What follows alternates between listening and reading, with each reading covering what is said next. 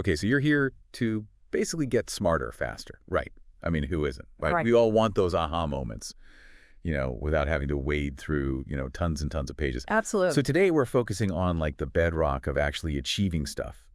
And that is the whole interplay between, discipline and motivation and the goals that you set. Yeah. And we've got this really focused piece that really hammers home the power of discipline. Like it's no joke. Right. And what we really want to do is pull out like the actionable insights right now for you. Exactly. And we're going to dive straight into why some people, consistently hit their targets while others, they have all the enthusiasm in the beginning, but then things kind of fizzle out. Yeah, they just can't seem to quite get there. And this piece that we're looking at, it gives us a pretty straight answer. Okay. It really emphasizes a core difference between, just fleeting feelings and those lasting habits that get you there. So the first big idea that really kind of jumps out at you is motivation fades, discipline stays. I mean, haven't we all been there? Oh, yeah. You get that initial burst of energy when you start something new, right? It Yeah. could be a project, it could be a fitness routine or whatever. Yeah. But then, life happens. Right. And the spark kind of, goes away. It fizzles. It fizzles. Yeah. So why is relying on that initial motivation, like so often a recipe for, stalled progress is you just kind of get stuck. It's fascinating, right? Because our emotional landscape is shifting all the time. Motivation is often tied to something new or exciting, and those are by nature temporary. It's Right. like a sugar rush, Oh. intense but short-lived. Discipline, on the other hand, it's about building a system of action that's reliable. Yeah. It's the commitment to showing up and doing the work even when you don't feel like it. Even when that thrill is gone. Especially when the thrill is gone, because the thrill is going to go. Right. It's the steady current that carries you towards your destination. Right. It's not the occasional, gust of wind. Right. I like Mhm. that a lot. And that leads us to this incredibly powerful statement. Discipline is the bridge between goals and achievement. Yeah. I love that It's a visual. good one. When you think about discipline as this bridge, Yeah.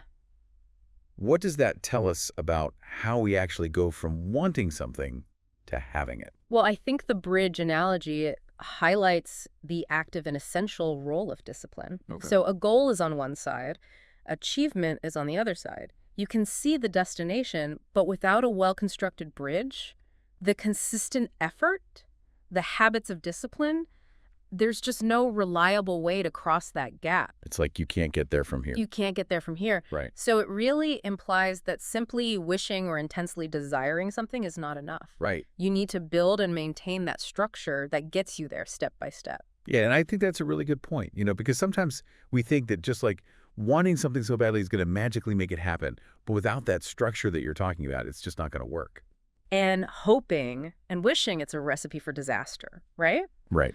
So when you look at your own goals right now, it's really worth asking, what does your bridge look like? Right. Is it sturdy? Is it built with those consistent actions? Okay. Or are you hoping for that lucky wave of motivation that will wash you to the other side? Yeah, I mean, that's a great way to think about it. And this brings up a key question for the listener. Okay. What are one or two specific small acts of discipline that you could consciously incorporate into your routine today Yeah. that would start immediately strengthening that bridge toward a significant goal? It doesn't even have to be big. It could be just a tiny little thing, It could be tiny. but something that you do consistently. Consistently. Okay, cool. Right. Now, the piece we're looking at makes a really bold claim. Yeah. Train your mind and success is inevitable. That's a big one. That sounds fantastic. It does. But what does it actually mean to train your mind in the context of like cultivating discipline? And is inevitable success really a realistic expectation? I mean, Right. it sounds great, but Well, training your mind here, I think it points to developing the mental muscles that support discipline. okay. It's about cultivating focus, learning to manage those distractions, and building resilience when you face setbacks. It's like practicing an instrument. Oh, that's a really good analogy. The more you deliberately work on these mental skills, the stronger they become. So you're actually building those muscles. That's within those muscles. It's like going to the mental gym. Exactly. Okay. But inevitable success, that's a pretty absolute statement. It is a strong statement, but the underlying principle resonates. I mean, if you consistently apply focused effort guided by well-defined goals and a willingness to learn and adapt along the way, the likelihood of achieving meaningful success becomes very high. Right.